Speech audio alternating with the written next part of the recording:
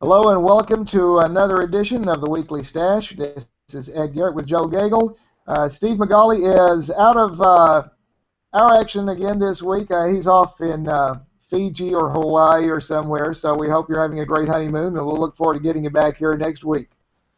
Let's go ahead and kick things off. Joe, what is going on at Marvel?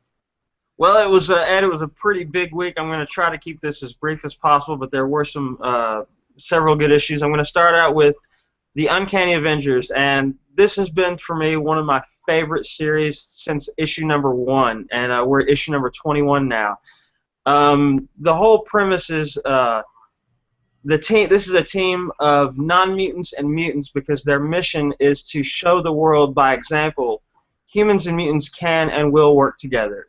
And that's their whole charge. And you know where we are in this storyline is the Apocalypse Twins have convinced Scarlet Witch to rapture the mutants off world because they feel that the Earth will be destroyed, and it is. And so you've got a planet of mutants only, which is what a lot of people wanted. But there are still some of those Uncanny Avenger team that want to set things right. So in this issue, they get the opportunity to set things right, and the way that they do it is they have to go back to their mission statement. Everybody has to work together for this to work. And they know this, and they come back from the future to tell everybody, listen, if we don't work together, the Earth's going to be destroyed. They work together, and there are a few. There's a couple other pieces moving in the foreground and background that kind of twist things at the end of the issue to lead into this finale that should be really good. That's going to set things up for the upcoming Axis down the line. And like I said, this has been a really good series, and if you're into this, please check it out because to me it's some of the best writing that Marvel has going today.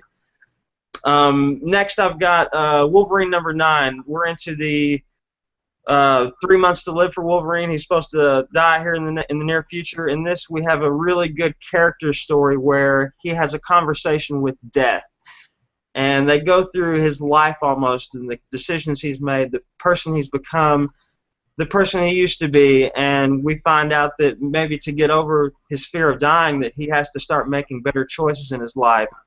And I've got a small conspiracy theory where I think that maybe when the death of Wolverine really means the death of the character and not the man.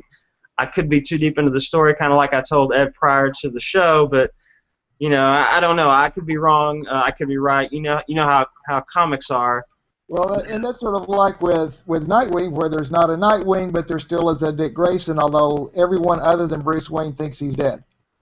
Exactly, and so they may do something like that. I could be wrong. I actually expect him to die because there's been a lot of talk and press about it. So we'll have to see come. I want to say it's come September with the 4-part story. Moving along, Guardians of the Galaxy had a really big issue this week. Those who have been reading it know that the team has been split up, and each member has been placed in the custody of some of the corners of the galaxy where people have charge and a beef with the Guardians. But in this issue, because the biggest mistake is that a lot of it's being televised, through the galaxy, and because of that, certain members are able to become freed, especially in the case of Peter Quill, aka the Star-Lord. He goads his father into revealing the kind of man he really is in front of everybody, and then delivers an amazing speech to the people, basically saying, if we're the heroes who stand up for people who can't stand up for themselves, what does that make you exactly? And so he kind of turns the tables on his father. We finally see, like I said before, we finally see Captain Marvel. As I discussed in the last issue, she was on the cover and was never even in the issue. But it was a really good issue, and in the next issue we should see the Guardians possibly get back together. That's been a great line, and I've got more to talk about Guardians in the next week's release later on. Now the next 3 I'm going to go through pretty quickly because they just have some notable things. Amazing Spider-Man number 3, more backlashes from the Superior line where the Black Cat was slighted by the Superior Spider-Man, and now she's trying to get some revenge on Parker. But the thing that really I've been most interested in is the very first page deals with the mysterious woman who was bit by the same spider as Peter Parker. We've learned a little bit about her in each issue, and the next issue is the original Sin tie-in, which should give us a lot more about that character in particular, which I'm really interested in because she's kind of in a bunker with no windows, and we don't know why. We get the feeling that it's building to a confrontation with her and Parker, but we don't know why she's been there so long and why she's not out just yet. Next, Ed, I mentioned this last week and we kind of talked about it, the Hulk versus Iron Man. That was a really neat story. The big secret that was kind of revealed to the Hulk is that before he became the Hulk, but like right before the Gamma Bomb demonstration, Tony Stark pops in and they kind of have a peace versus war nerd, kind of moment. And it seems to be that before the bomb was set off, that possibly Tony Stark, tampered with it, maybe creating the Hulk, maybe being the reason that Bruce Banner is in the way he is. And so that's was kind of a reveal towards the end. So that was kind of a neat little, story plot that was put in there. So we'll get to see in the next few issues of that. I think it's supposed to be a 3 or 4 book issue of how they reconcile that little piece from the past. That would be a wild one. Yes. And finally, we've got Deadpool versus Carnage wrapped up. And if you know anything about either one of these characters, it was a very fun run. You got these two wacky, crazy characters that create chaos and comedy kind of at the same time. And Deadpool actually defeated him in a really unconventional manner. He got in his head. And by the end of it, Carnage put himself in an unlocked cell and just sits there trying to figure out in his head, okay, when I figure this out, I'm going to get Deadpool back. He's gotten in his head so much that he kind of gave up and said, I've got to wrap my head around this before I can get out of here. So that's kind of neat because he's also supposed to be a big part of Axis this fall as well. And that's all I've got for Marvel this week. It was a really big week, and it was a really great week for Marvel. Ed, you said you had some good stuff for DC? Yeah, sure do. And, wow, that was a great week for Marvel. DC had the debut of John Romita Jr. on Superman. This is his first DC work, teamed up with Jeff Johns writing it. And they've introduced a new Man of Tomorrow named Ulysses, who comes from an alternate dimension. His story is very much like Superman's. They've got a lot in common, and this is the issue where they meet up, and they're apparently going to do a whole lot with this moving forward. The artwork was really good. There were a couple of pages that looked, the early pages that they released when they were first announcing that he was going to be coming on board, looked a teeny bit rushed, but most of the artwork is fantastic. I loved his take on Clark turning into Superman and sort of the extra blur effects he's got when he's switching over there. So this looks pretty cool. Batman Eternal, which I am just absolutely in love with this series. If you're not picking it up and you care about bats at all, this is the series to pick up. James Tynion took over the lead on this one. It's script by committee, but there's a character they really brought to the forefront, Jason Bard, who looks like he's got a big plan to try to deal with all the gang wars that's going on. Falcone and the Penguin are really going at odds with each other. But you see a lot of people meeting up. Harper Row, who eventually will become Bluebird and team up with Batman, she's hacked into Tim Drake's computer network. Tim later meets Julia Pennyworth, who's Alfred's daughter that we didn't know she had in this continuity anyway. And then Batgirl is sort of reluctantly teaming up with the Red Hood, which is Jason Todd. But there's a huge twist at the end. And so if you don't want to hear it, plug your ears. I'll give you this. But we're going to start talking the spoiler right now. Sometime back, Batgirl thought she killed her brother, James Gordon Jr. We know that she didn't. They revealed that at the time. But he's been sort of hiding. And they pulled Jim Gordon out of his cell to meet his son that he thought was dead. So here we've got, James Gordon Jr. and Jim Gordon meeting up in the prison. This ought to be very interesting. So let me get a signal here. Okay to come back. In The Flash, they're still continuing the Future Flash coming back slowly, and this Future Flash is a broken man. He's not the Barry that we know and love. He's a Barry Allen who is completely broken. He sees another rogue die, but this time he did not cause the death. He was just there at the time that one of the rogues dies. And they sort of go back to present day. Barry is still trying to bond with Wally. That part's starting to warm up, although the fact that Iris was tagging along is causing some rifts with Barry's live-in girlfriend, Patty. So we've got a nice little triangle starting up here. Old fans like me are looking forward to Barry and Iris someday getting together, but I have to admit they've written Patty so well. I hope they stretch this out a while. It ought to be really good. That was the biggest stuff from DC this week. Now we've both read Armor Hunters and Exo Manowar 25, 26 was out this past week, and they were centering on the Armor Hunters themselves. These are fairly new characters, and trying to sort of give their backstory and why they're doing what they're doing. Joe, what did you see out of it? I really liked that this kind of backstory, because it's almost like we get to see from a different perspective, point of view, if you will.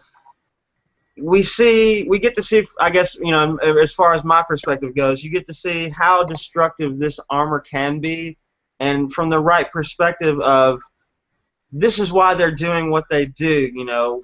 We see them attacking Earth. We saw them how quickly they took out Mexico City in response to Let's Talk About It, because they know how dangerous this armor can be in the wrong hands.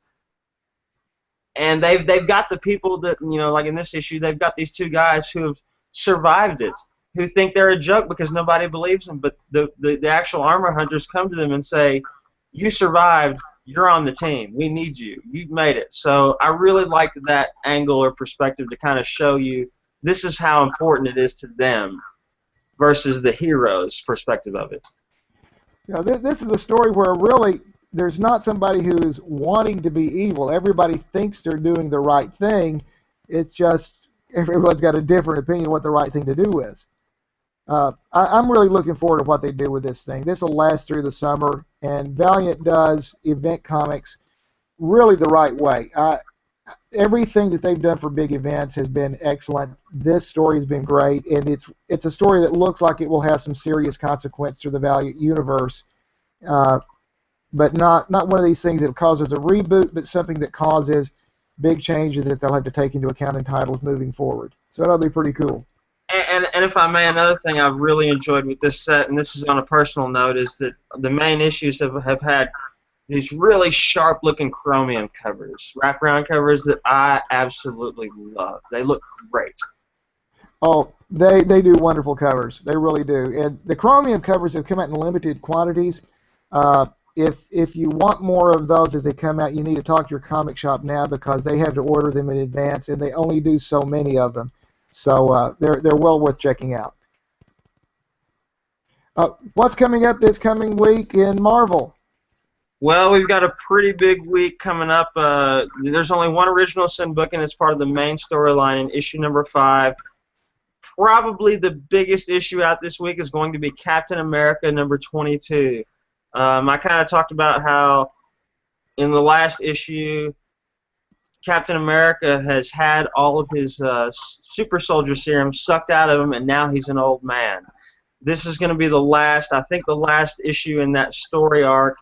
I'm not sure how they're going to move forward. I know that they're going to pit him up against, I want to say the Red Skull and maybe Arnim Zola, maybe. One of those two. Those two characters are going to be coming out the woodwork because they know that Captain America is a feeble old man now. So what's going to happen? I'm not sure. And kind of like with Wolverine, I'm wondering, I still wonder if this is going to be a passing of the torch in the generational sense of maybe we're going to see a new Captain America for a while. But more than likely, because we know comics, something's going to happen, and he's going to be the young Steve Rogers that we all know and love.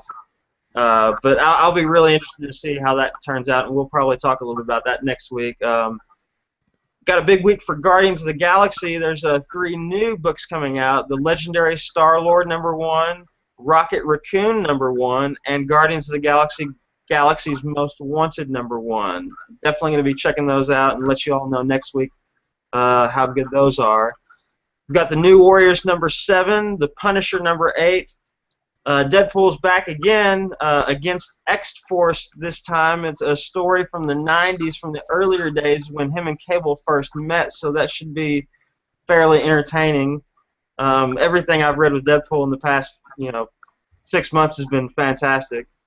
Miles Morales, The Ultimate Spider-Man #3 hits. We've got Peter Parker's back in town, and the Green Goblin is back. So we'll see how that shakes out for Miles Morales. Moon Knight #5, the Fantastic Four 100th Anniversary Special #1 hits shelves next week, along with Magneto #6 and X Factor #10. Ed? Sounds like a great week. For DC, what we've got coming up is Action #33, which continues the Doomed storyline, Batman Eternal, Batman Superman #12, Earth 2 #25, and this is where Val Zod, the new Superman of Earth 2, goes up against the old Superman of Earth 2.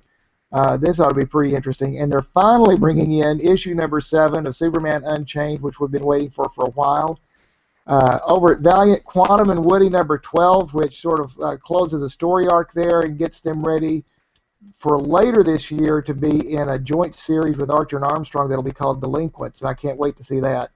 I've seen the promotions for that. It looks good. Oh, yeah. I mean, I got to tell you, Quantum and Woody and Archer and Armstrong are two of my favorite books. It's a perfect balance of action and humor, and I laugh my socks off every time I read them. Dark Horse has the White Suits #4 and Ghost #6. Image has a big week. Clone 13, East and West 13, a new Hack Slash series. Lazarus #9. If you're not reading Lazarus, you're really missing a great series. Greg Rucka is writing a wonderful tale there, and this ends the Lift storyline, gets them ready to move on to some other things.